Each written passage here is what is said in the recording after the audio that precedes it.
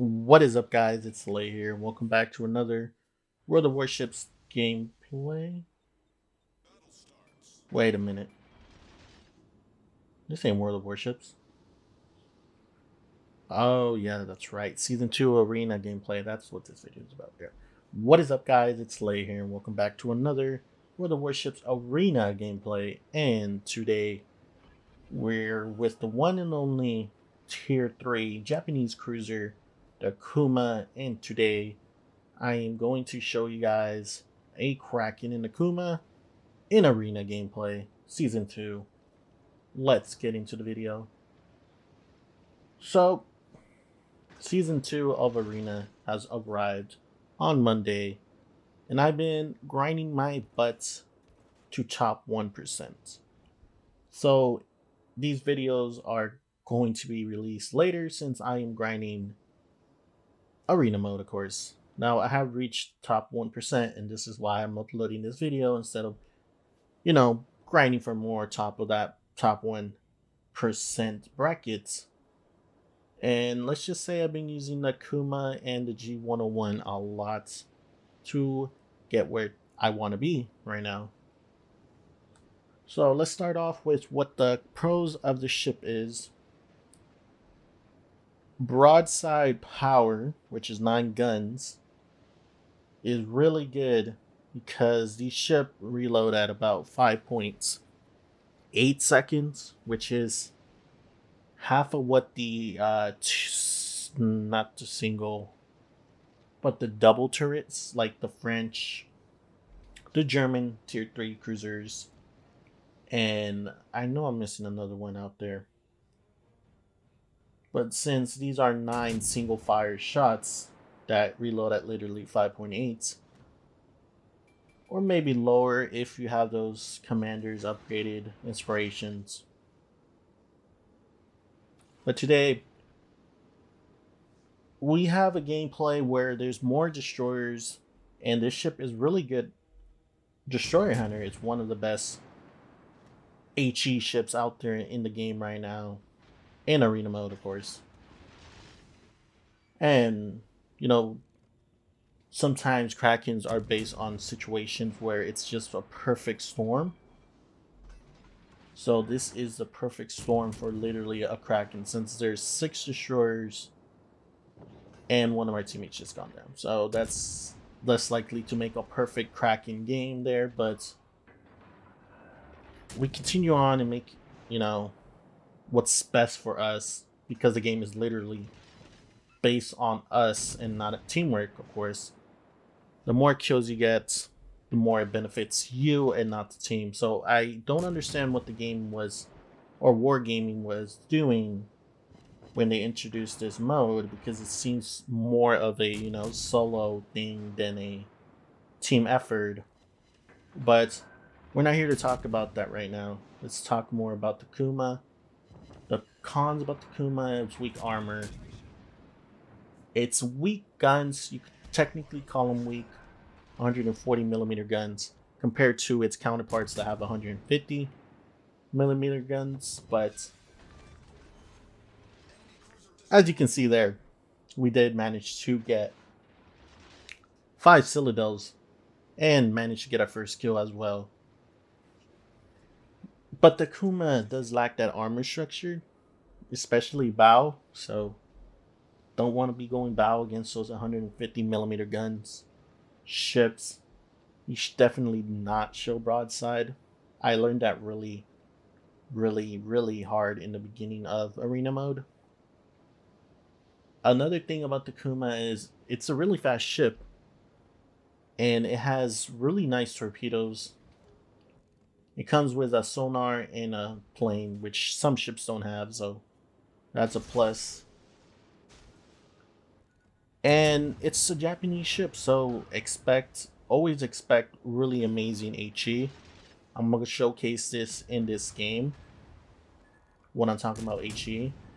Look at that beautiful HE hit right there, as we managed to get the Clemson there and dodge these torpedoes. So we're up to 2 kills. And the Izukazi there is trying to run away. But you guys are probably wondering my opinions about the arena mode, or arena mode season 2 to be more specific. And I do have some issues with it, but for the most part it was an interesting concept to learn around. There was a learning curve, of course, to season 2.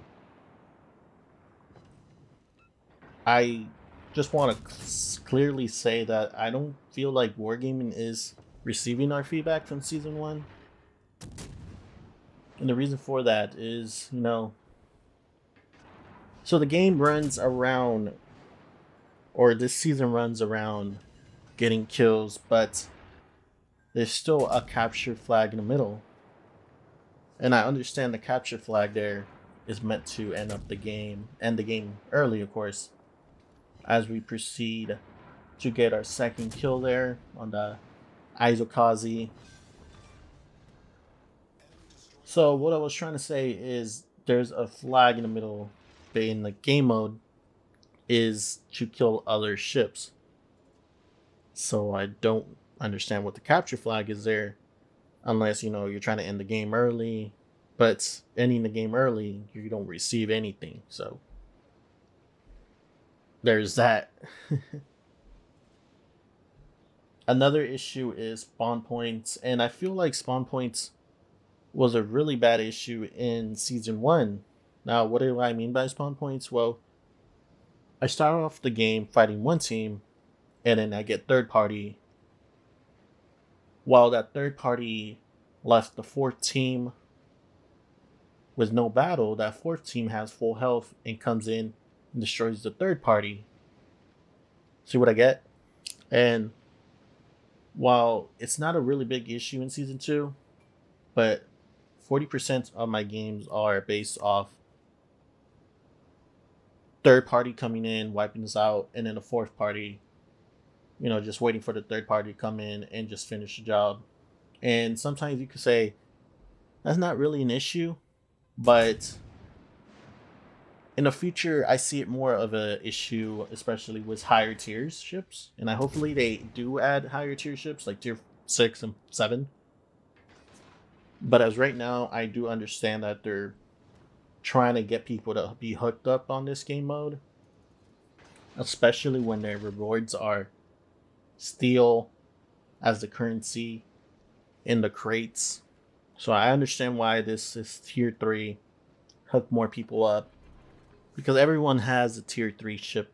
So yeah, why not make it more about tier 3s instead of tier 6 and tier 7? But if they continue on with lower and lower tiers,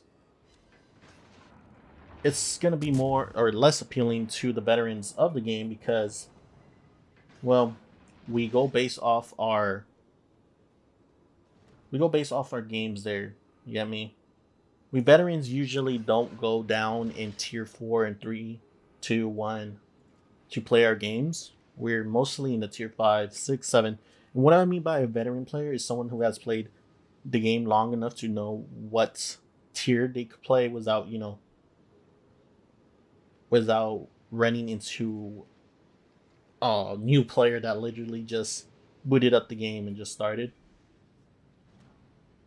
Now,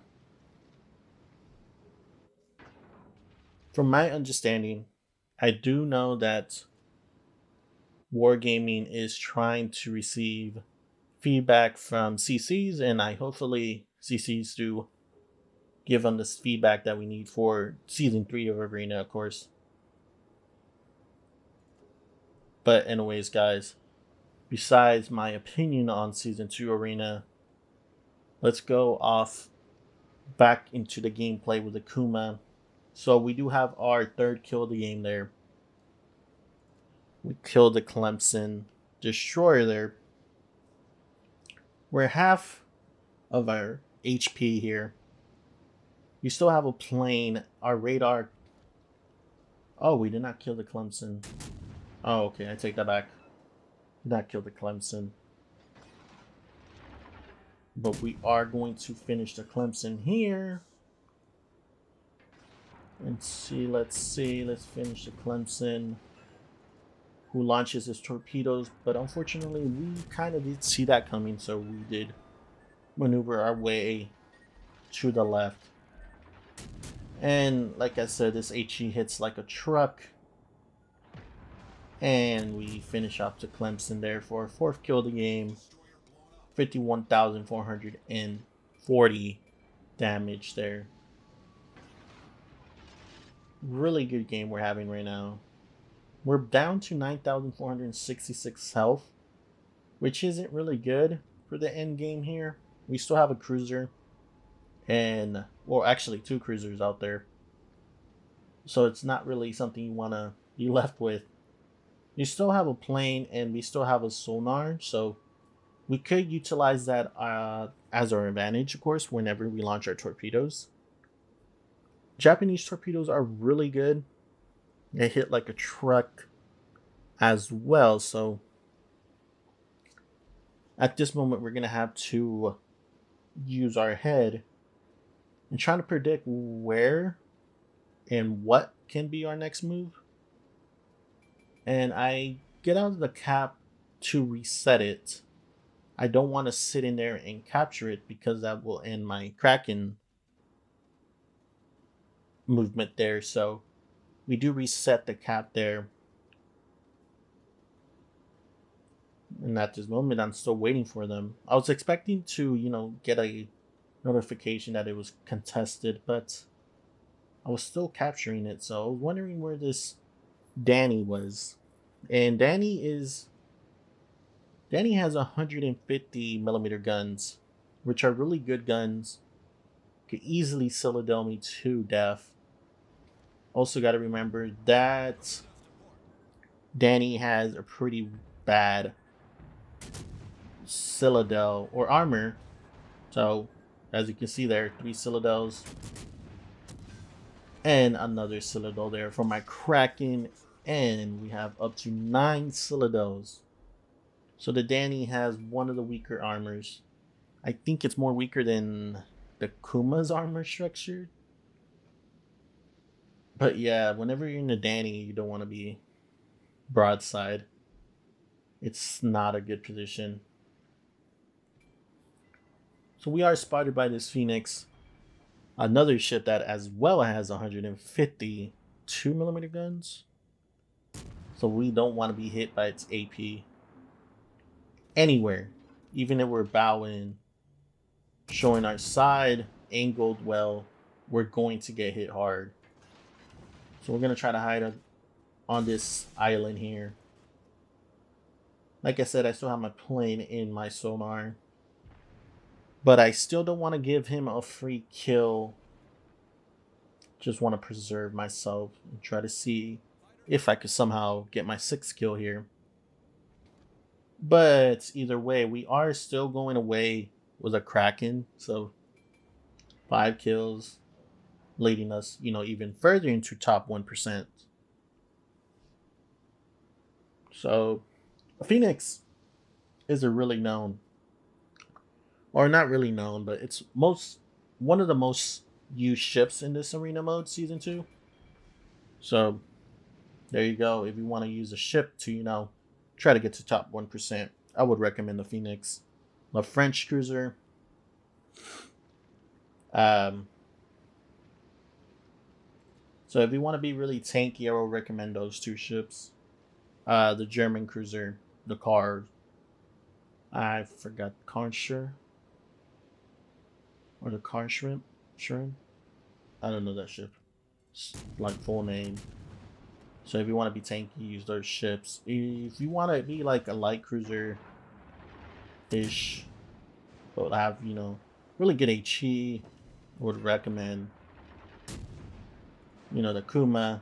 Phoenix also has really good HE. The British cruiser really has good HE. You can use those as well. Just play with whatever ship you feel comfortable with and you can play the best out of as we get our Confederate medal there. I feel like the Kuma, I have more control over it than the other ships. What do I mean by control? I feel more comfortable by bringing out the most out of the ship. So that's why I'm using Akuma. Our battle ends there as a draw, so we don't take a loss. You can see there. So this is one of my earlier games, you can see there. Right now I am top 1%. So this is why I'm releasing this video instead of grinding more for that to, you know, guarantee my spot in top 1%.